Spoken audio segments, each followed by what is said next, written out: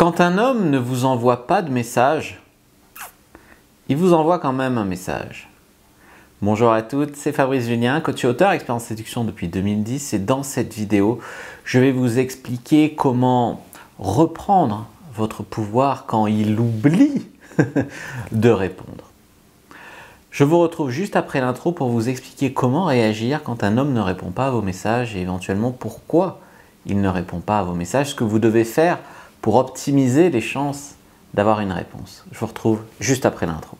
Mais avant de commencer, je vous offre un guide gratuit sur la séduction ainsi qu'une série de conseils gratuits eux aussi par email. Pour les recevoir, si vous êtes intéressé, c'est très simple. Cliquez sur le premier lien dans la description de la vidéo. Si vous êtes motivé, vous le trouverez. Abonnez-vous et activez la cloche parce que si vous ne le faites pas, YouTube ne vous préviendra pas à la sortie des prochaines vidéos et vous allez rater des pépites.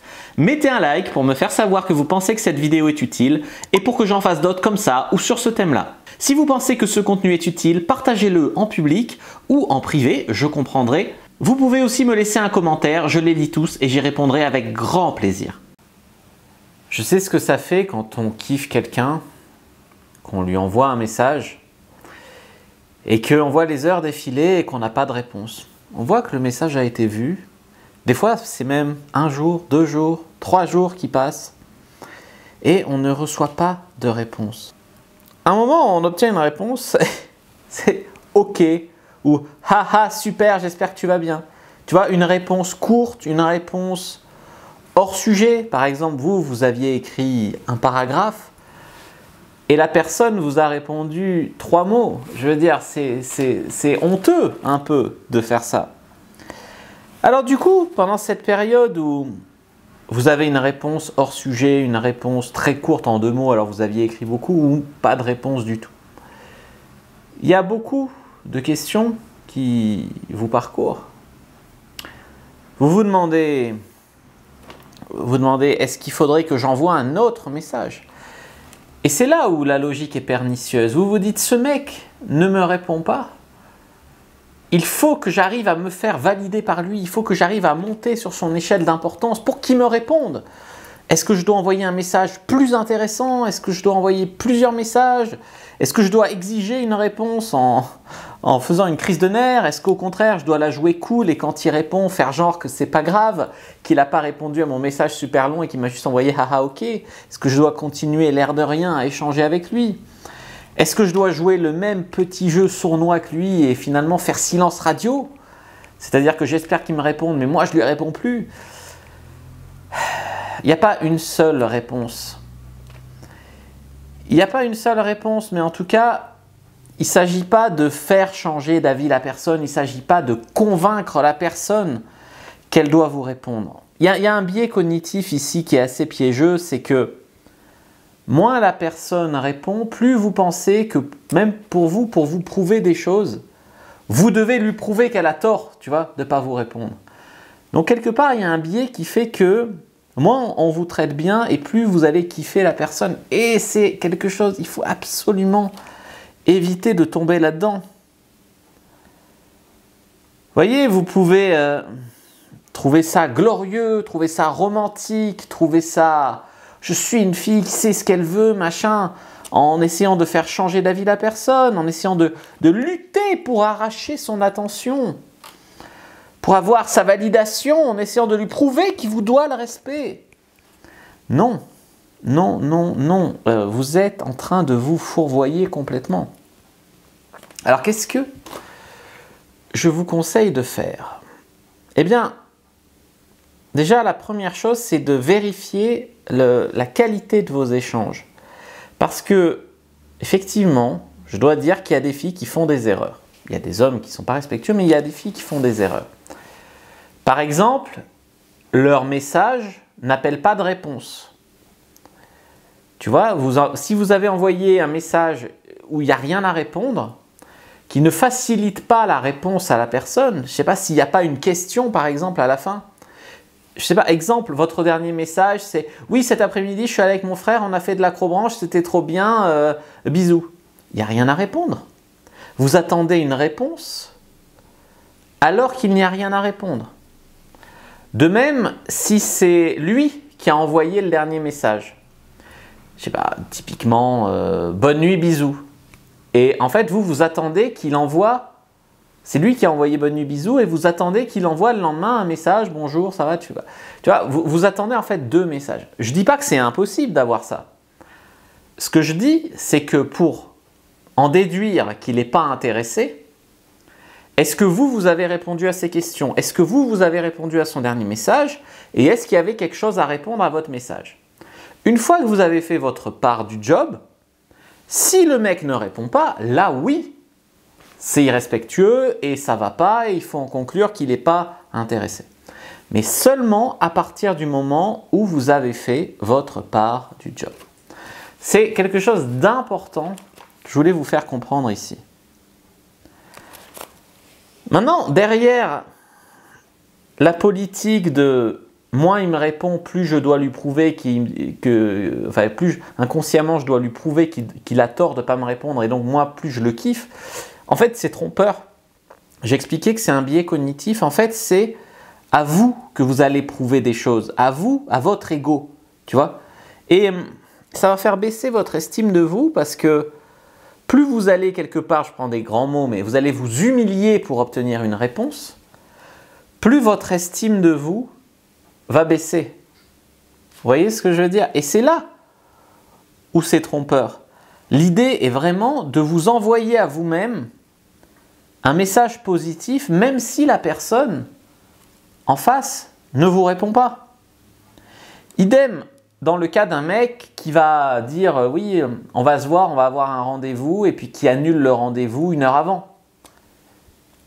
Vous pouvez choisir de vous dire je suis nul, je vaux pas le coup, ou alors vous pouvez vous dire putain mais il est pas fiable ce mec. Pourquoi je me suis organisé pour un mec qui annule 1 heure avant, tu vois. Donc il y a la manière de recevoir le message du mec, il y a 2 manières différentes de recevoir. Alors dans le cas d'un mec qui vous répond pas dans le cas d'un mec qui annule les rendez-vous. Dans le cas d'un mec qui annule les rendez-vous, c'est un mec pas fiable. Il faut voir s'il a une excuse. Il faut vraiment qu'elle soit recevable, son excuse. Tu vois, une excuse, je suis fatigué, non, ça va pas. Je suis fatigué égale, je suis pas motivé. Maintenant, je sais pas, moi, j'ai mon père qui a fait un malaise, qui est à l'hôpital. Bon, si c'est vrai, c'est une bonne excuse, tu vois. Bon. Maintenant, un mec qui ne répond pas à votre message. Il y a malheureusement 3 possibilités, c'est pour ça que c'est très difficile de conclure en amont. La pire, j'allais dire la plus ridicule, c'est ces mecs qui tombent dans des stratégies, j'allais dire, qui sont déjà malsaines chez les femmes de séduction, mais qui sont encore plus malsaines chez les hommes. C'est-à-dire que sa non-réponse serait une stratégie de séduction. C'est-à-dire qu'en fait, il vous ferait attendre, il vous ferait espérer pour que vous tombiez sous son charme. Alors, non.